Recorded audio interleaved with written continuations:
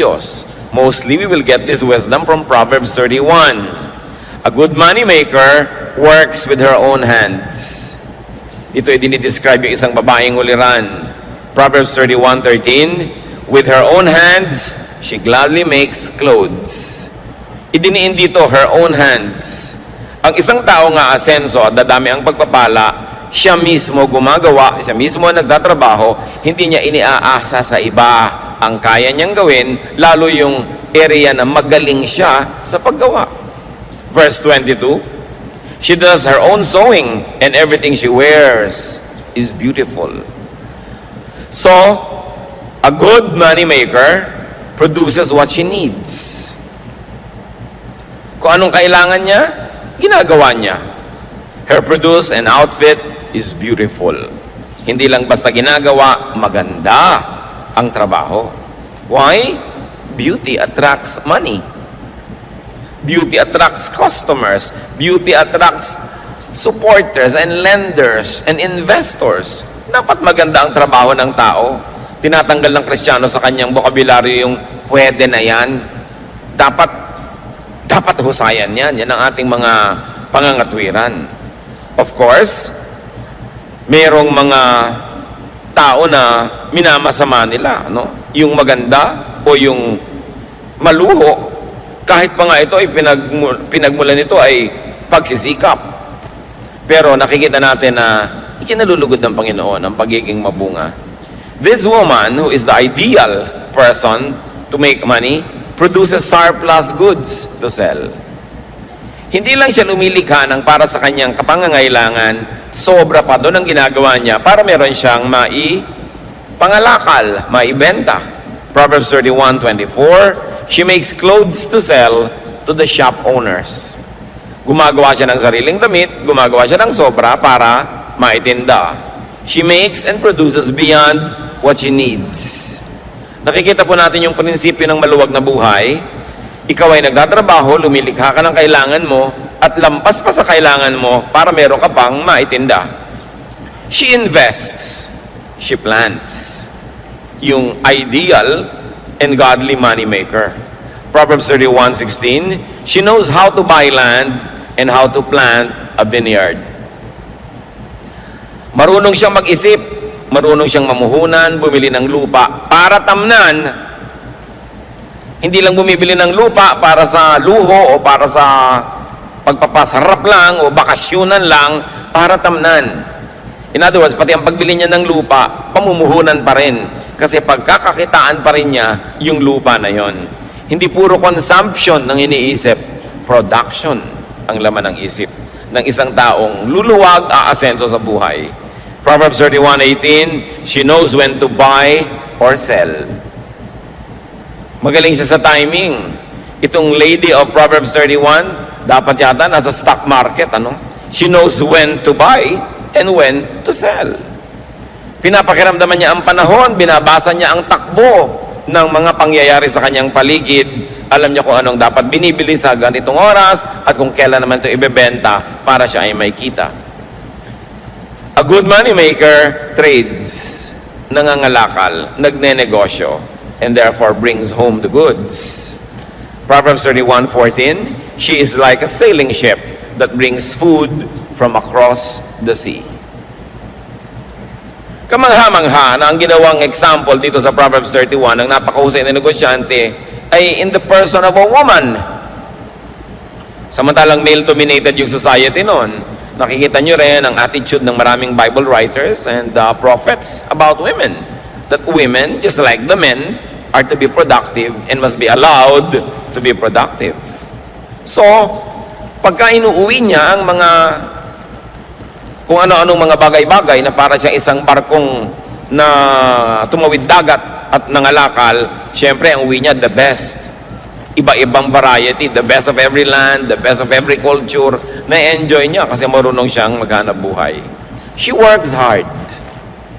Ito ang luluwag sa buhay, marunong magsikap. Proverbs 31:17, and she always works hard. And verse 18, she stays busy until late at night. Verse 27, she is never lazy. Nakita niyo po ang pinagkakaubusan ng panahon ng babaeng ito, pagsisika, pagtatrabaho, kahit gabi na. Nangangalakal siya sa araw, lumalabas ng bahay, nagtitinda, nangungulekta ng kanyang mga tubo. At sa gabi, pagdating niya sa bahay, may ginagawa pa siya. Nananahi, nagsusulse, gumagawa ng mga maititinda, hindi siya tamad. Marami mga tao nagtataka at nagreklamong mahirap sila, ubod naman ng tamad. Batugan with a capital B. Pagkatapos nagtataka kung bakit siya mahirap.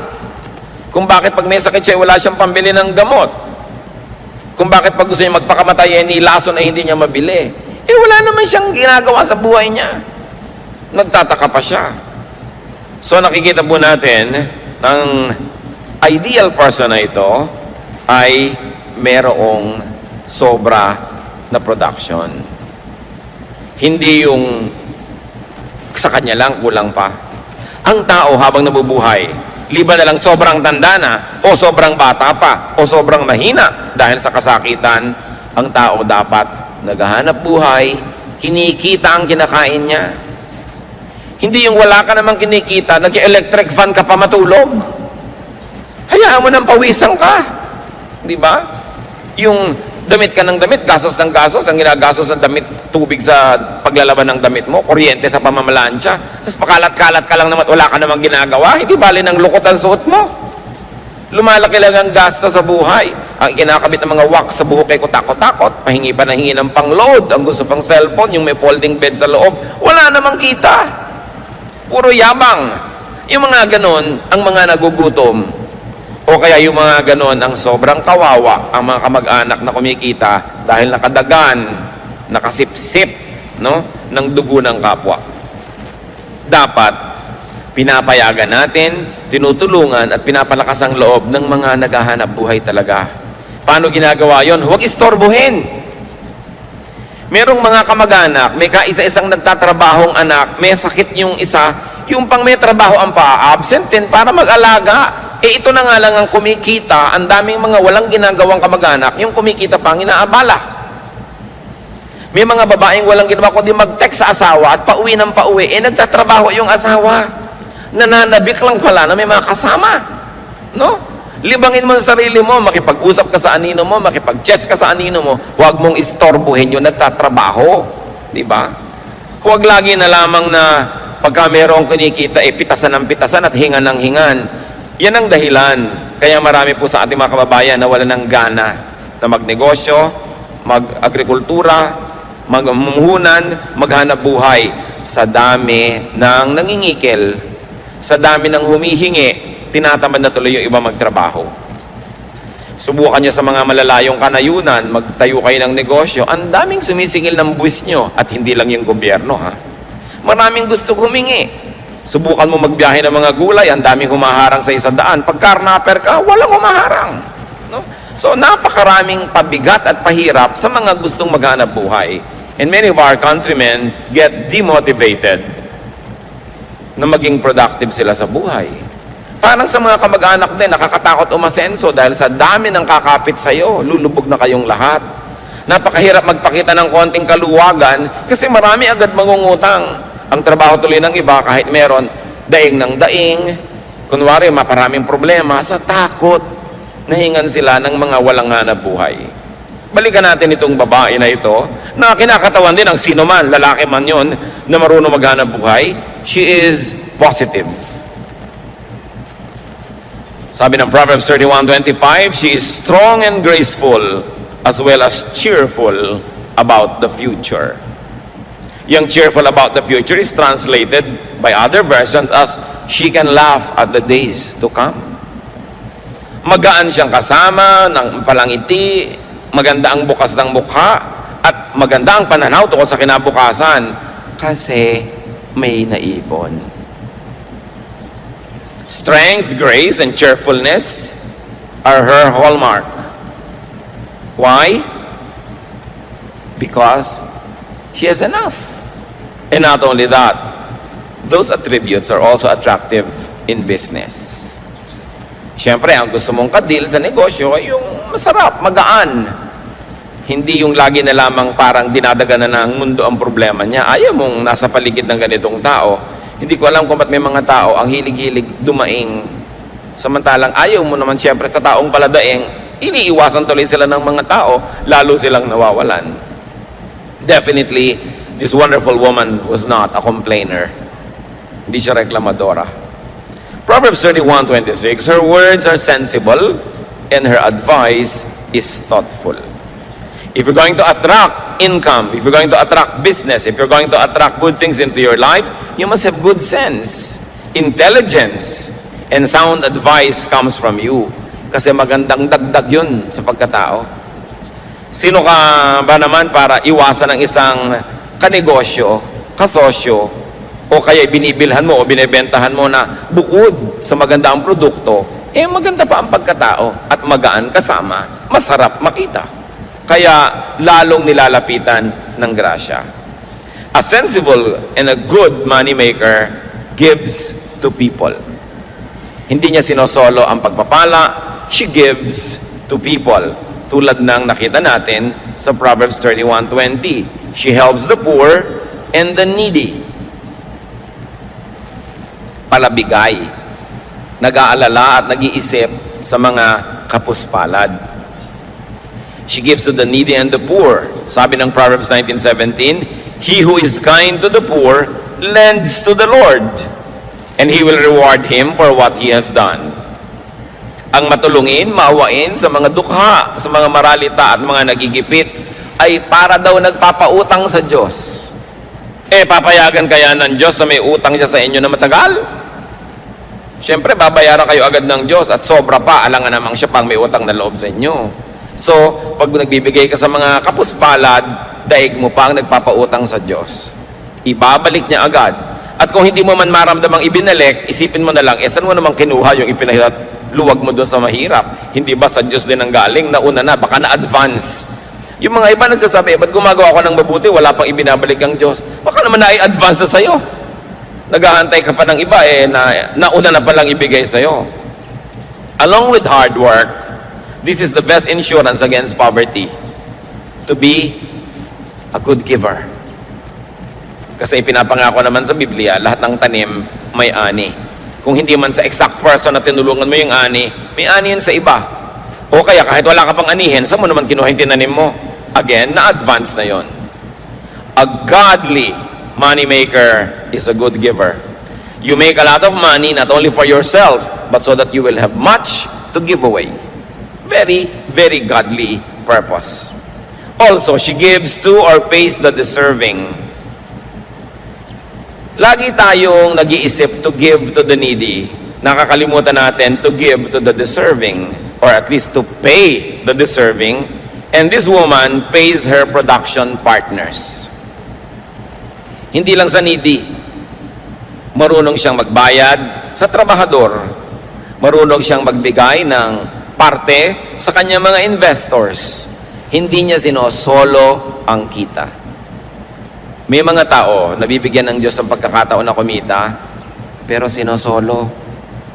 Kanila lang nababawian tuloy. Meron naman hindi marunong tumanaw ng utang na loob, hindi malang magsukli doon sa mga tumulong sa kanila, nagbukas sa mga pinto, nagbigay ng pagkakataon o namuhunan, tumatalikod, nababawian. Ang pinakauna natin dapat na inaasikasong bigyan, yung mga kasama natin sa hanap buhay.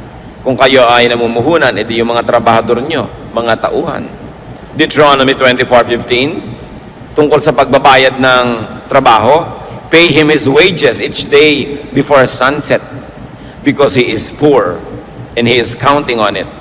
Otherwise, he may cry to the Lord against you, and you will be guilty of sin. Pag pinagtrabahuhan na, bayaran na. Lalo at arawan, yung manggagawa o lingguhan, huwag nang pinapatagal pa.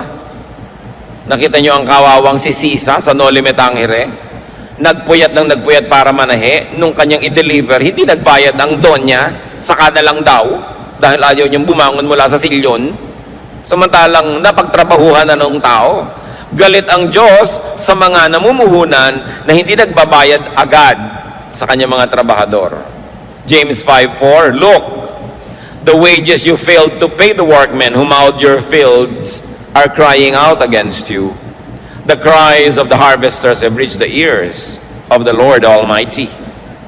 Ganon, ang mga daing ng mga kapuspalad na nagtrabaho na hindi pa binabayaran, nakararating sa langit at sila ibinabawi ng Diyos.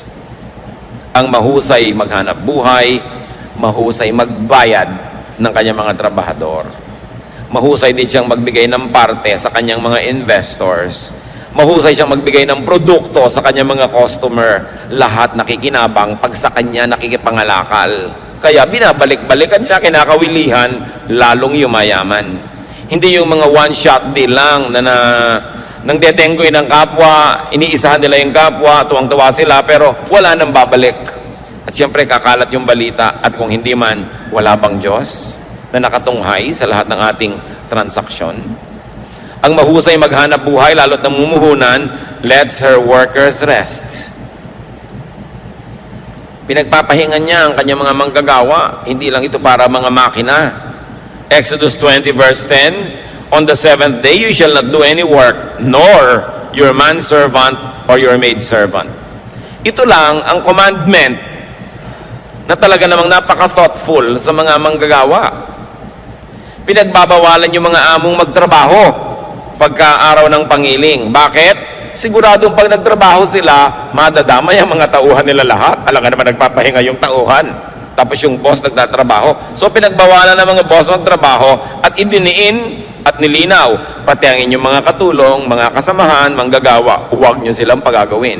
Ibig sabihin, bibigyan sila ng 1 day of rest in 7 days of work. So 6 days of work must be broken by a 7th day of rest.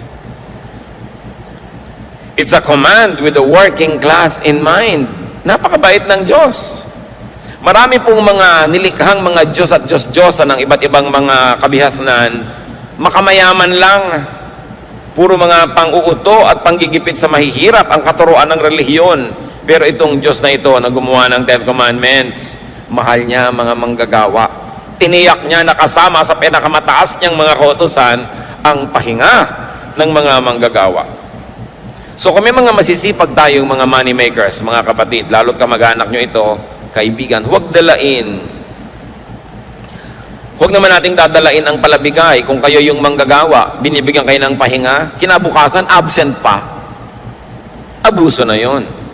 Huwag nating aabusuhin yung mapagbigay. Binigyan ka na, sabi nga ng matatanda, na ilubog ang kamao, ilulubog hanggang siko. Aabusuhin ang mapagbigay. Pagsasamantalahan naman ng mabait, ang nangyayari tuloy, yung mga may mabubuting puso na dadala, tumitigas na rin ang puso. Yung mga iba na kapwa natin mahirap, nagrereklamo, yung daw mayayaman, mga mata pobre. Paano? Defensive na yung iba. Pag sobra silang bait at palangite, wala nang ginawa ang mga tao kundi bumali, o umutang, o humingi, o dumaing. Kaya tuloy kahit mabait, nagtitigas-tigasan ng loob sa takot na mapagsamantalahan ng kapwa. Kung tayo lang sana ay hindi mapangabuso, we will encourage each other to be more open, to be kinder, to be nicer. But people are sometimes obligated to be defensive. Gustong magpahiram sa'yo, pero ilang beses mo nang sinuba. So, paano magpapahiram pang muli? Hinihigpitan tuloy ang kanyang dati ay kaluwagan. A good money maker gives to God. Nagbibigay siya sa kapwa-tao, lalo sa mga kasama sa trabaho, at marunong siya magbigay sa Diyos. Malakay 3:10-12, I am the Lord, all-powerful, and I challenge you to put me to the test. Bring the entire 10% into the storehouse, so there will be food in my house. Then I will open the windows of heaven and flood you with blessing after blessing. I will also stop locusts from destroying your crops and keeping your vineyards from producing. Everyone of every nation will talk about how I have blessed you. Yan ang pangako ng Panginoon. Sabi niya, ako na makapangyarihan sa lahat. Subukan ninyo ako. Buong-buo ninyong dalhin at ipagkaloob ang inyong ikapu. At nang merong magasto sa aking tahanan, nang may resources. Sabi niya gano'n, tingnan ninyo. Kung hindi ko buksan ang bintana ng langit at pabahain sa inyo, ang kutakot-takot na pagpapalang wala kayong pagsisidlan. Sabi sa mga nagtatanim at nag-aagrikultura, hindi ko papayagang sirain ang mga kulisap ang inyong mga tanim.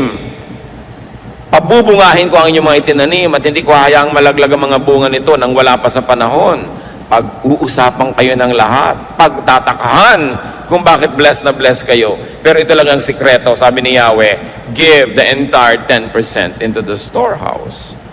Siyempre, may mga nagtuturo namang Old Testament na yan, hindi na yan uso. Pero ang dami-dami mga batas at kautosan sa Old Testament na pinaiiral din nila. So, pinipili. Kung ayaw lang talaga, ayaw. No? Pero pag gustong sumunod, gusto. At yan ang isang sikretong bunyag naman. Sabi sa Luke 6:38, give, and it will be given to you. A good measure, pressed down, shaken together, and running over will be poured into your lap. For with the measure you use, it will be measured to you. Ang ginawa ditong example ay yung pagsusukat at pagtatakal ng mga binhi, mga buto na kumbaga bigas natin, trigo nila, mga grains yan, mga butil-butil.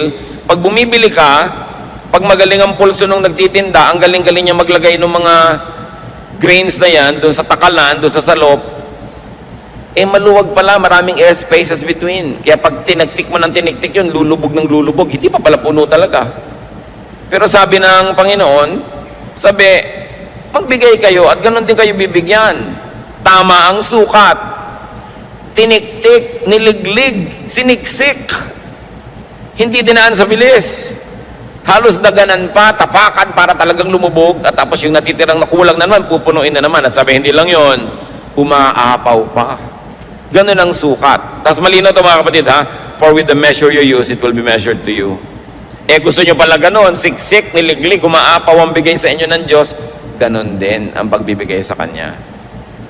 A good money maker is a good money giver. Because the very spiritual dynamics of receiving is for us to have much more so that we can also give to others, to people, and to the works of God.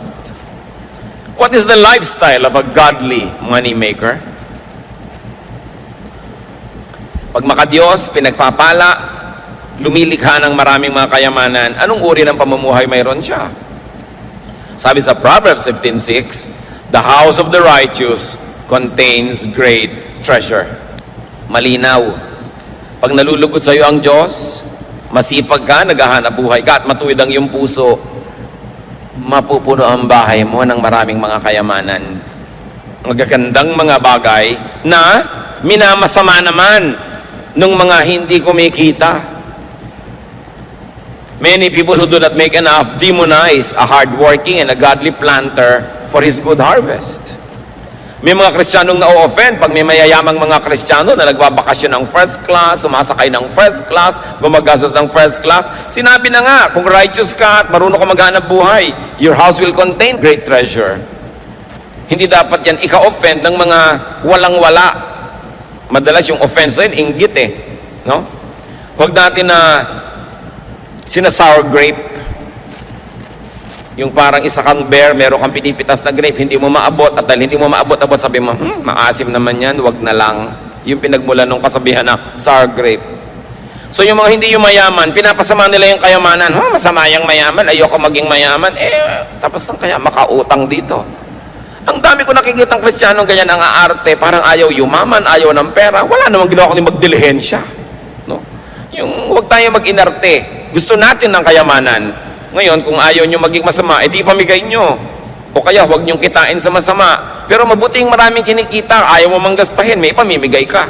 Nakakasama ng loob yung may lumalapit sa'yo, nangangailangan, wala ka malang mayabot. So, make a lot of money.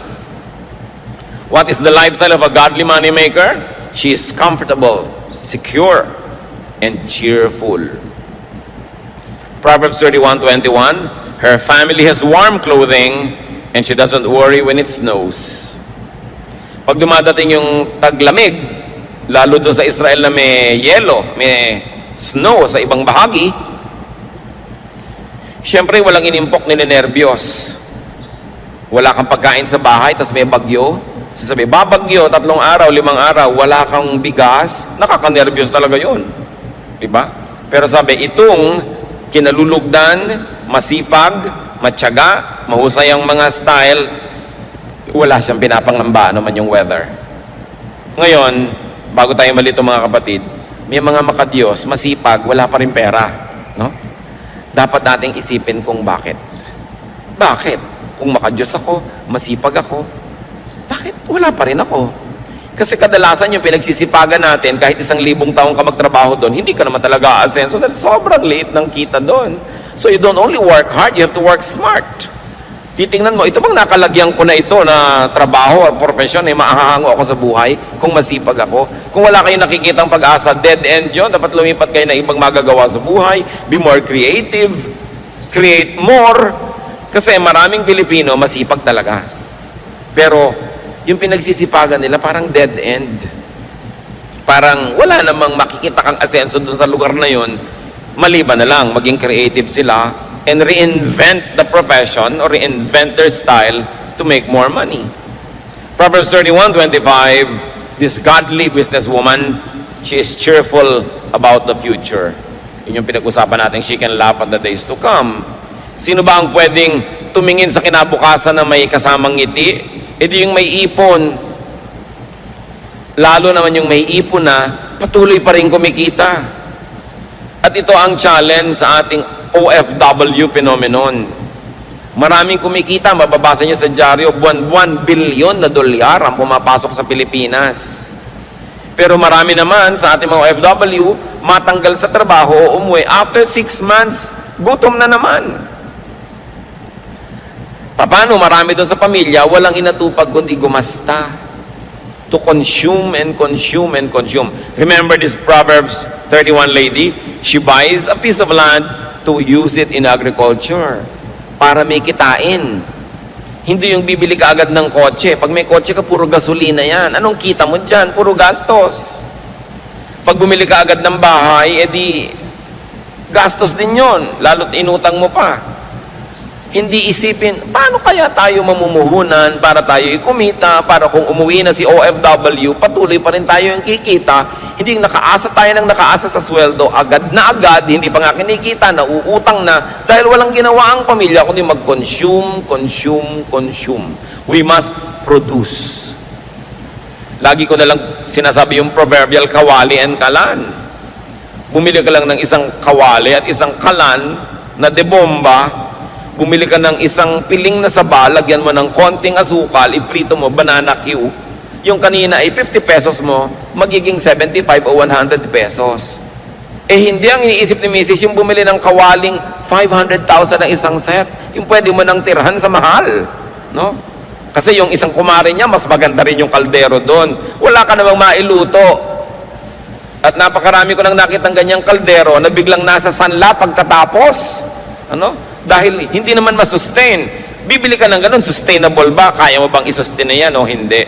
Dapat ang iniisip nyo, naku, may pera ako, ano kayang pagkakitaan? Taga Quezon ako, ang daming nyug dito. Sinusunog lang nila yung mga bao-bao, tapos itinatapon. Ba't hindi ko bilhin yung uling? Dalhin sa Lucena o sa Santa Cruz at ibagsak sa mga tindahan doon at maging uling queen ako dito. Or uling king. Ang dapat nyo laging iniisip mga kapatid, paano kaya tayo magkakapera? No? Hindi yung sino kaya mautangan dito. Baligtad ang mga pinag-iisip na ano kaya ang mabili? Hindi yung ano kaya ang ma-produce. Nakita nyo yung babae, nananahipan ng mga bagay-bagay sa kanyang bahay, gumagawa pa ng mga belt, mga buckles, itinitinda. Eh siya na nga yung mayaman. Maraming mga OFW, pag pupunta sila doon sa Middle East, may galing ng mga kung ano-anong goods galing dito, ititinda doon. Pag uwi dito, may tinda-tinda. Marurunong. Naiinis naman yung iba, mukhang pera yan. Lahat na lang business. Dapat. Pupunta kayo sa isang probinsya, magbabakasyon kayo doon, ba't hindi kayo mamakyaw ng kung ano-anong mga goods dito? Ibenta nyo doon para yung pamasahin nyo man lang, mabawi nyo. Ang dami-dami po sa ating mga probinsya, mga kapatid, nabubulok ng mga prutas, nalalaglag ng mga santol, mga duhat, nalalaglag ng mga dalandan. Kung ano-anong naglalaglagan, wala man lang kumukolekta. Samantalang sa Maynila at sa iba pa mga cities, ang mahal-mahal. Hindi lang kasi nagtutugma yung production at saka yung consumption ng mga tao. It's about distribution. It's about attitude. Kailangan ng mga tao, palitan yung attitude. Kung nagsasawa ka na sa hirap, palitan mo ang paraan ng pag-iisip. Kasi kadalasan yung paraan ng pag-iisip at pamumuhay natin ang nagpapahirap sa atin. Kasi marami naman tayong kapwa mahirap at umasenso na iba ang pag-iisip nila. Nag-iba ang pamamaraan. Hindi magic yon. May formula yan. Nag-iisip ka lagi ng hanap buhay and you are willing to break your back to earn your days of pleasure. Challenge yan sa ating OFWs. Kumikita, nagkakaroon ng pagkakataon, dapat ang pamilya hindi puro gastos. Kung hindi man kayo makasave, mag-invest kayo kahit paano. Because a job contract abroad is not forever. Meron niyang wakas. Sabi na Ecclesiastes 11:6, sow your seed in the morning, and at evening let not your hands be idle. For you do not know which will succeed, whether this or that, or whether both will do equally well. Sabi niya, magtanim ka sa umaga, at sa pagdating ng gabi, pag uwi mo, humanap ka pa ng magagawang pagkakakitaan. Bakit? Hindi naman kung nakapagtanim ka, tutubo yun at bubunga. Kung abutan ng bagyo, ng salot, ng peste, o nakaani ka ng marami, pero ang dami ding umani ng marami, bagsak tuloy ang presyo. Sabi, hindi ko man nagtanim ka na, aasahan mo na yon, gumawa ka pa ng iba. So nakita nyo ang pinag-uusapan dito, agriculture and commerce. Agriculture and trading or production. Ang dami nating kababayan, ang sisipag, mga magsasaka talaga, pero ba't hindi naaahon sa hirap? Kasi yun lang sakang inaasahan. Pagkatanim, lasigan na ng lasigan hanggang anihan. Chismisan ng chismisan hanggang anihan. Kung may dumating na bagyo, nasalanta ang goods mo, hindi nakatunganga ka. Yun po mga ifugaw. Pagkatanim nila sa mga rice terraces, ang mga lalaki, umaalis sa kanilang bayan, namamasukan kung saan-saan, sa mga mina, sa mga pagawaan, sa mga patrabahuhan. Yung mga babae naman, nagwiwib ng mga basket, ng mga tela, para hindi sila nakatunganga lang, naghihintay ng harvest. May iba silang ginagawa. Kailangan lagi kang may ginagawa, kasi pag wala ka namang ginagawa, mapalagay ka lang sa chismis, o bingguhan, o kung ano-ano. Kailangan ng tao may ginagawa. Work day and night. Now, don't be too literal. Work whenever there is an opportunity to make money. And then diversify. But not too much. Marami nag-diversify. Yun ay kinabagsak ng negosyo. Sobrang diversified. Di na nabantayan. But there's one rule. Don't put all of your eggs in one basket. Ang dami-dami yung itlog. Nasa isang basket lang. Kung natapakan ng elepante, hindi durog lahat. Dapat iwahiwalay. So hindi lang kayo umaasa sa isang trabahador na manggagawa, tapos lahat kayo nakatunganga. That's putting all of your eggs in one basket. Hindi lang nyo ilalagay sa isang bangko yung pera nyo kung marami. Malay nyo yung bangko bigla nagsara o nag-bank run, paano kayo? Dapat nakakalat ng konti, kaya lang huwag sobrang kalat. Now, when we say money, brothers and sisters, it's not always just pera. Money could be any currency. Anything that you could exchange for money, goods, or services. Money could be anything that you could give to people in exchange for what they give you or to purchase what you need from them. In other words, pera dito pinag-uusapan yung salapi o kaya service.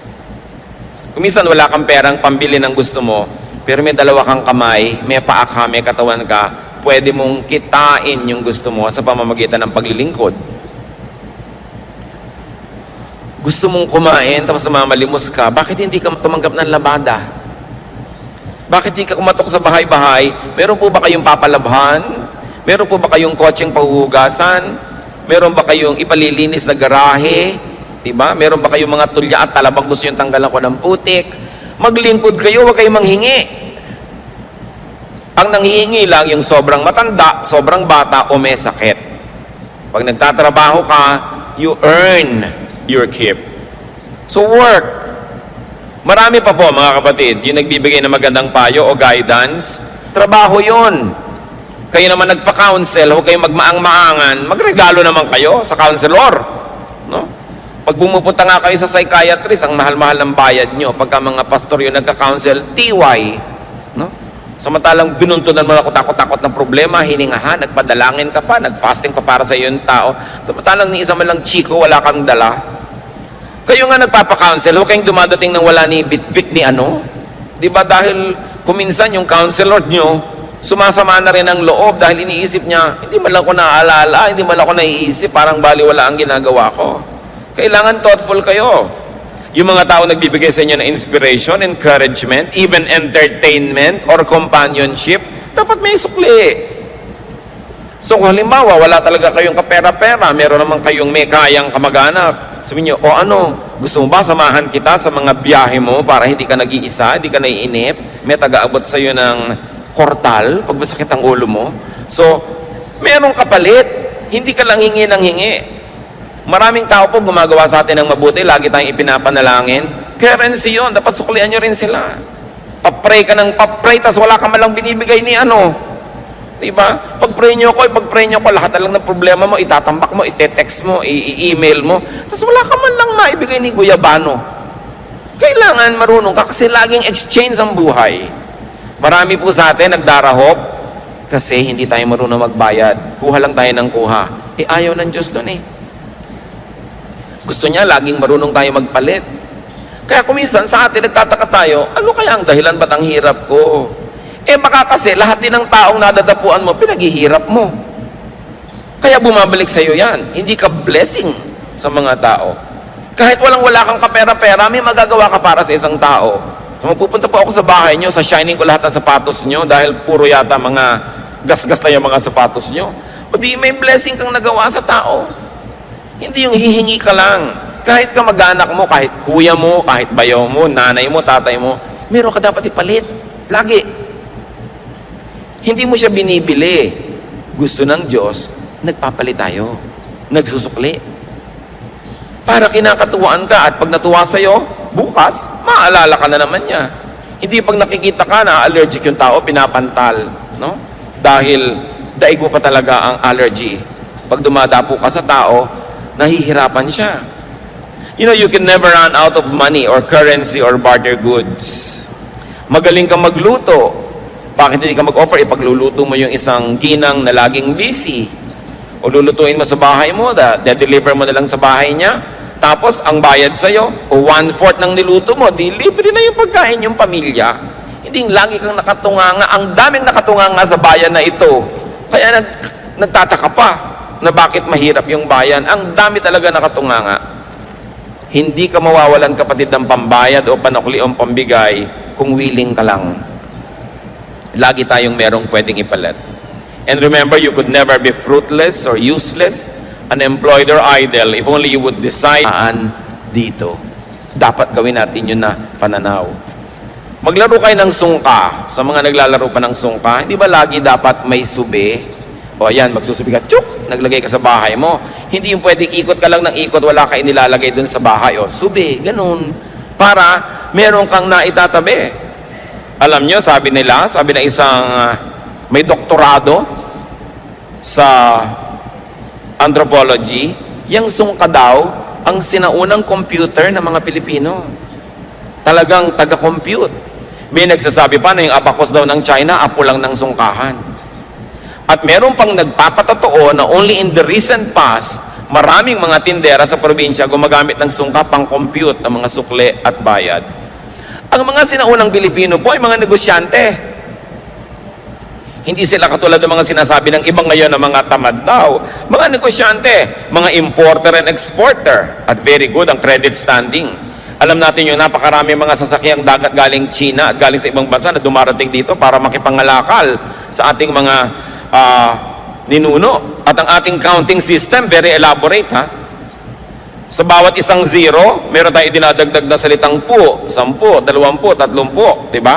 Dagdagan nyo pa ng isang zero, 100, 100, 200, 300. Isa pang zero, 1,000. Dagdagan nyo pa na isa pang zero, 10,000 na yon, laksa. May salita tayo dyan, laksa. Ang Greek culture, ang Hebrew culture, ang maraming cultures hanggang 10,000 lang ang bilang. Pero sa Tagalog, meron tayong 100,000, yuta. Meron tayong 1,000,000, angaw. At meron tayong 10 million, kati.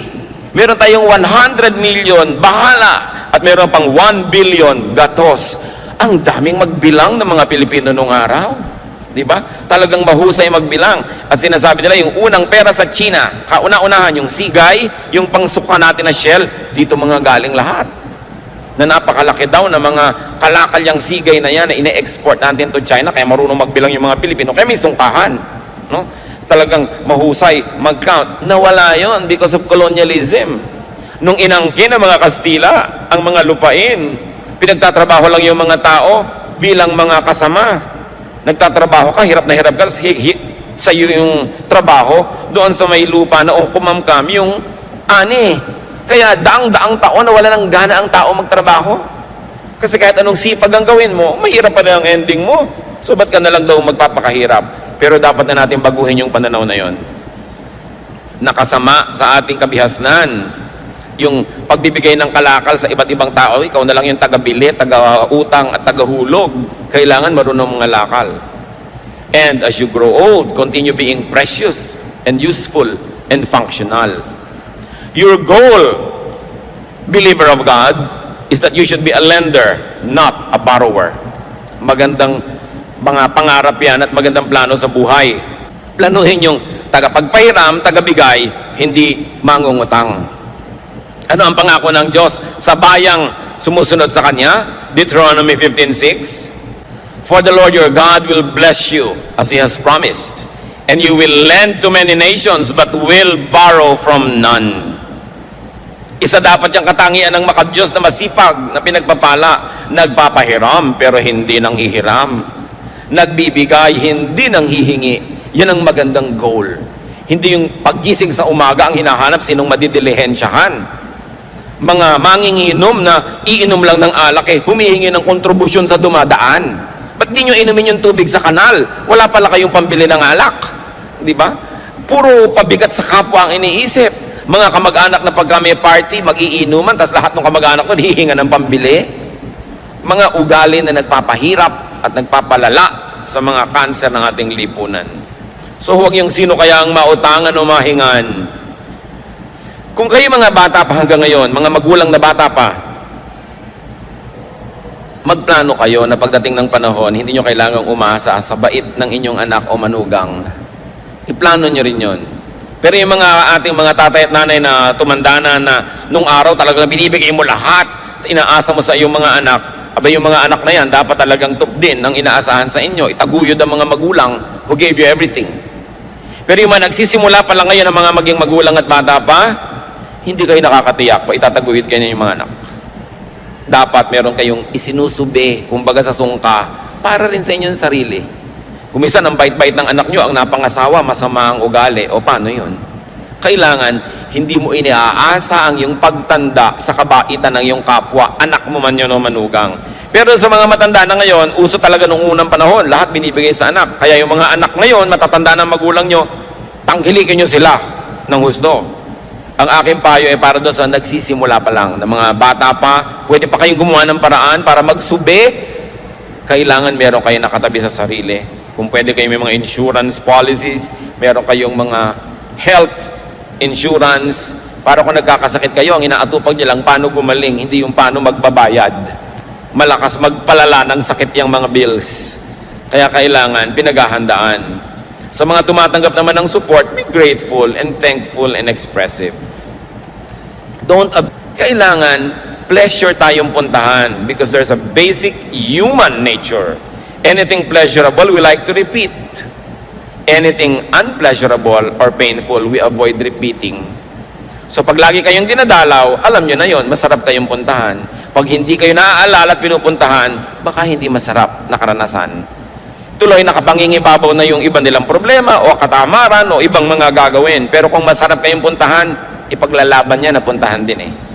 Kaya kailangan, meron tayong panukli. At hindi yun pera, mga kapatid. Yung may babait sa inyo, pero maganda rin yung pakitungan nyo sa kanya, meron kayong sukli. Hindi puro take. At least, when we receive good things from people, we should be fun. And we should be pleasant. Pambaya din yun na napapasaya nyo ang kapwa. Now, very importantly, brothers and sisters, if you want to really be able to laugh at the days to come, put a little love away. Magmahal kayo, maging mapagmahal, because love is a great currency, if not the greatest. Yung may naitanim tayong pag-ibig sa ating kapwa, hindi na natin sila kailangan palalahanan, maaalala tayo ng kusa. Yung pagmamahal na itinatanim natin, yun ang napakasarap pag namunga. So, while we are alive, we keep on spending. So if your health or age does not prevent you, you must keep making money. Maraming nalulungkot, marami daw compromises ang mayaman, pero hindi ba ang daming compromises ng nangangailangan? So huwag nating masamain ang pera, huwag nating masamain ang paghahanap buhay, ang pag-iimpok, ang pagpapayaman, basta hindi tayo nilalayo sa Diyos at sa ating kapwa. In fact, nagiging kamay tayo ng Diyos sa palatulong sa kapwa kung sobra-sobra mga biyaya sa ating buhay. Ama namin sa langit, turuan niyo po kami na siyasatin namin mga sarili, suriin namin sarili kung bakit kami ay maluwag o mahirap, kung bakit kami ay yumayaman o nagdarahop, kung bakit madaling dumating sa amin ng mga biyaya o hirap na hirap dumating. Ituro niyo sa amin, Panginoon, kung may mga gawa kami, ugali, pamamaraan na sumisira sa aming kayamanan, sa aming pagkakataong mag-impok. At nawa ang ugali namin, patuloy naming baguhin, magpabago kami sa inyo para maging mahusay kaming maghanap buhay, mahusay mag-impok, mahusay magparami ng mga blessings na ipinahihiram nyo sa amin, mahusay magbigay sa kapwa at sa inyo, at mahusay din naman kaming magbigay ng gantimpala sa aming mga sarili, sa aming mga kapaguran. Turo mo sa amin, Panginoon, na yung bagyo ng financial need can be avoided or minimized kung nabubuhay kami ayon sa iyong kalooban. Magbulay-bulay tayo mga kapatid, sumandali. Pasalamatan ng Panginoon sa